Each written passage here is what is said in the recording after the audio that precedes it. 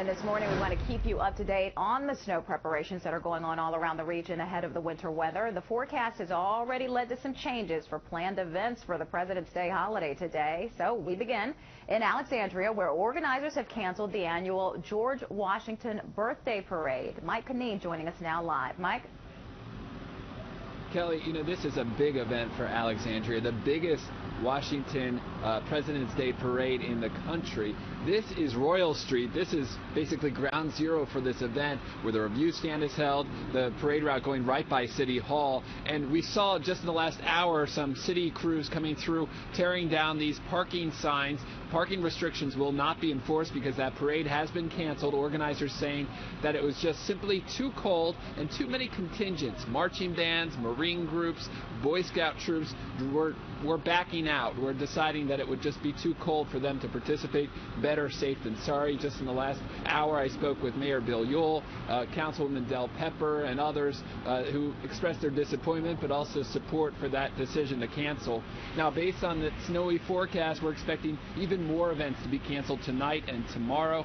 After that blast of snow showers Valentine's Day, locals have been fretting about this even bigger storm arriving this President's Day. Virginia Governor Terry McAuliffe announced overnight that VDOT is in a high response mode for this statewide impact. Up to a foot of snow expected in the western part of the Commonwealth, 4 to 8 inches here in northern Virginia and for much of the state.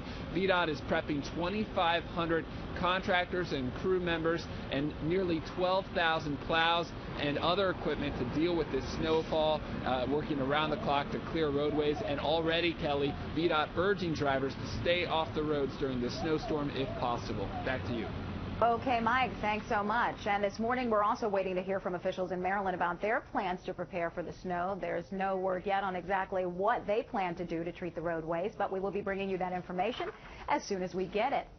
And in the district today, snow teams are set to deploy as of this afternoon with plows on their routes by dinner time. Our Jeanette Reyes is live in DuPont Circle with more on what crews are doing to get ready for this bout of winter weather and how you can prepare.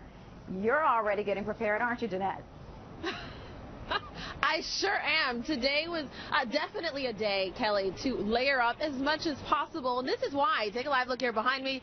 You can see the temperature there. It'll come up shortly. It says 12 degrees now, but it's certainly very, very cold out here.